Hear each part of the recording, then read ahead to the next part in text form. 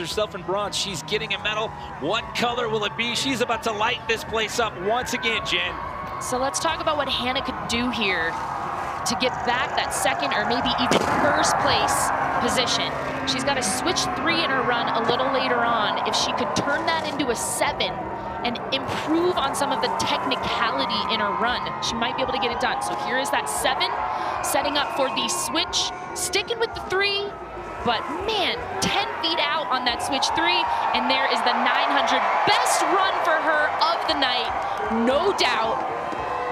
What an epic contest. Her first hit was 18 feet out of the half pipe. That's 40 huge. feet above the ground. That is 4 stories in the air. That is mind-blowing. Mind-blowing. Years ago, they did a biggest hit contest, and Aspen local Peter Olenek won it with a 25-foot alley-oop flat spin, and she was right in the mix there, 18 feet out. There's that 720. And at the end here, this 900, getting the safety grab, this was much cleaner than the 9s that we've seen out of her so far tonight. So she's pumped. I mean, how could you not be? I mean, it's your first ever. Currently sits in that bronze medal spot as we send her into the pipe for her last attempt.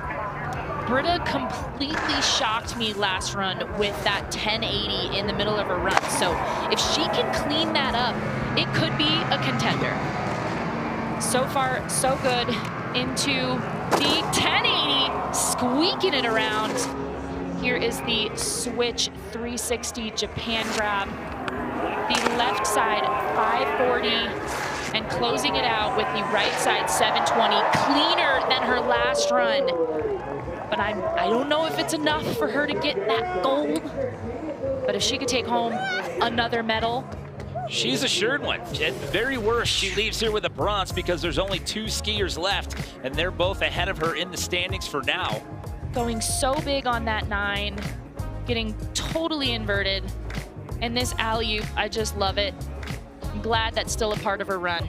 Some style points. And here is that final right side 7. Great skiing from Britta tonight. Yeah, earlier in the comp, she was all the way down. She's sitting in that #1 position. She doesn't have to win. She just needs to make the podium, either tonight in pipe or later on in slopestyle this weekend, to break that record and be the sole holder of that title. See if Kelly can step things up, and she does. The right side 900 instead of the 540 there. Back to back with the left side 9. She is landing in a pretty good spot on that wall. Right side 720, setting up for this switch down the pipe 540. And let's see if she can increase this here. Nope, sticking with the 540. But she did add some rotations up top there, turning a 5 into a 9 on that first hit. So might be widening the gap. Just to throw another stat out there, she's got the most gold before turning 18 years old of any X Games athlete in history, and that total is 5. So there is still time on the clock, so we will get to another round of runs. She is chasing history out here tonight. She is poised to make it. Kelly Silderu sits in the top spot with 1 more round to go when we come back to Women's Ski Superpipe.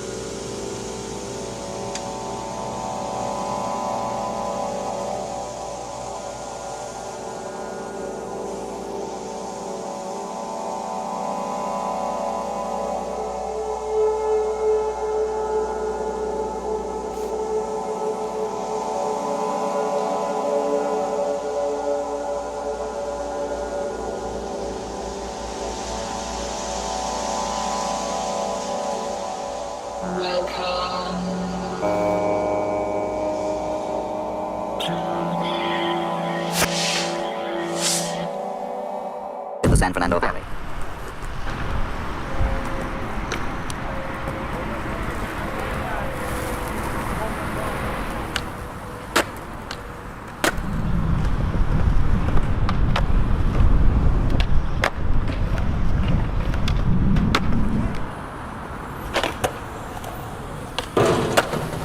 When you do something that someone's done before, you already saw that it's kind of possible, you know?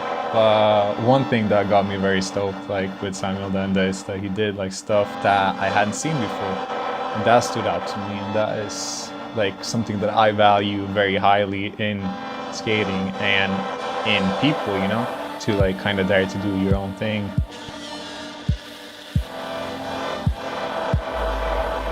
Skating a wind shear is a lot more difficult. You're layering up with all this clothing, your toes are fucking freezing when you get to the spot, you're stiff, you have like 3 hours of daylight. Plus when it does rain, it's still so humid that it's wet at the spot. It's a lot of like hardships to get through to actually skate.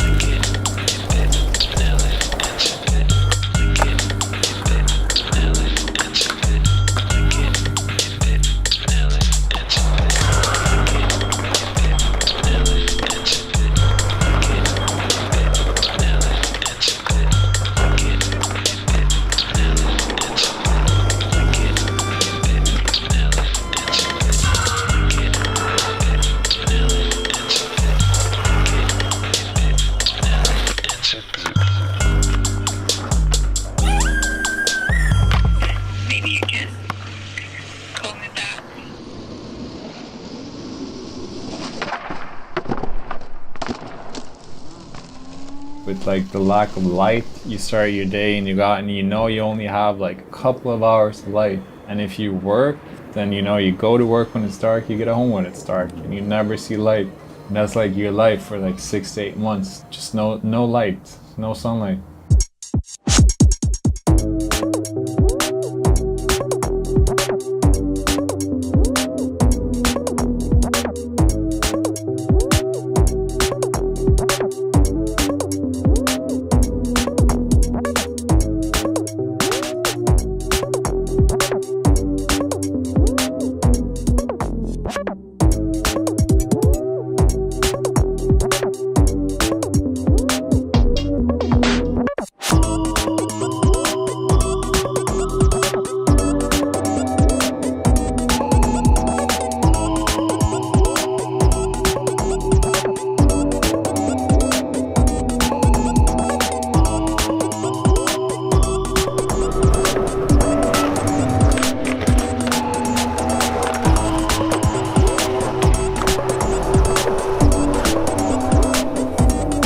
At some point when like 3 months have passed and you haven't had like proper sunlight, even the thought of like getting away and that you could just like get on the plane, get out and it's sunny is feels surrealistic at that point, you know? And then you kind of need that reminder by traveling.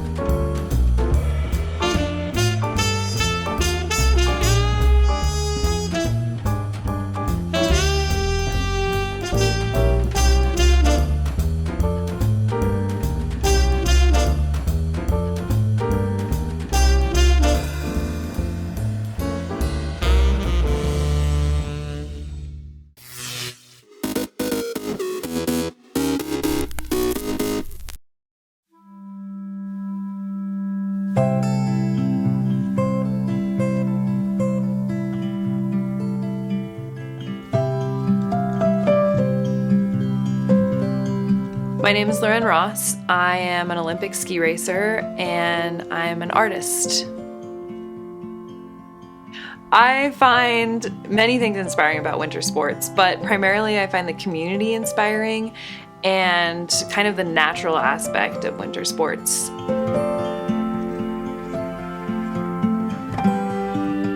The Olympic values inevitably influence my artwork because I am always pursuing excellence in pretty much everything I do. I'm kind of a perfectionist.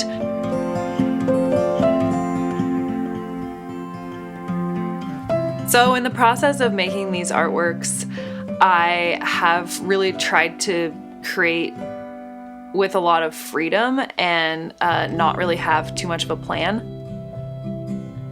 All of my base images are film photographs. Most of them are double exposures. And then from there, I will take a bunch of other film photo images that I've taken and sort of collage them onto the base image, as well as I've been using a lot of athletic figures on my pieces and trying to collage them within this whole scope of the scene. I guess the concept behind all the images is sort of similar. It is about community and friendship. The fun element in my work comes from a sense of wanting to play for me. Being an Olympic athlete of any kind in any sport is a really difficult, serious thing, and it's hard to remember that we're doing it for fun.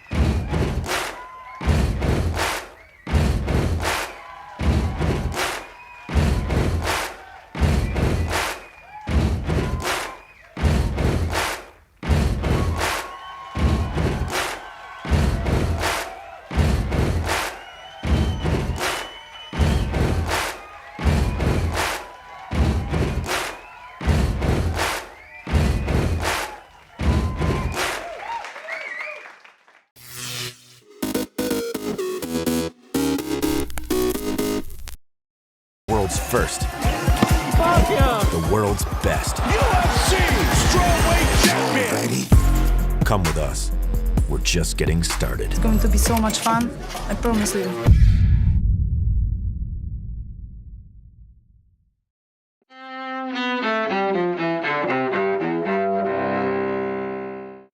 February 17th, 1992. In Milwaukee, serial killer Jeffrey Dahmer receives a series of life sentences for his grisly string of murders. Dahmer had admitted to killing 17 young men and boys, some of whom he had mutilated and cannibalized. Just a few years later, Dahmer was beaten to death by a fellow inmate behind bars. 1801. In Washington, the House of Representatives breaks an electoral tie between Thomas Jefferson and Aaron Burr.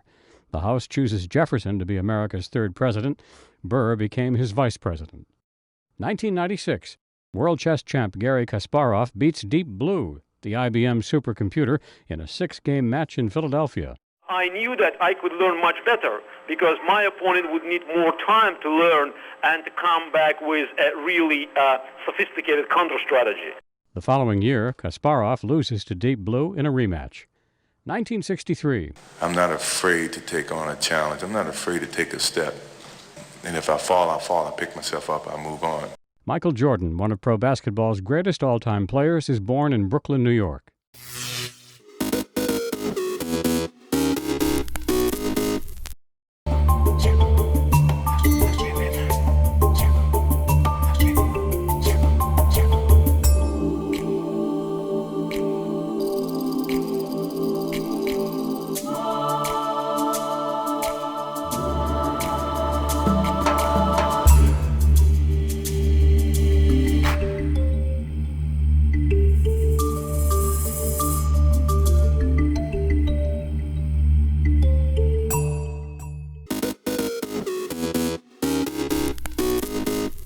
Welcome back in our studio, and in today's news,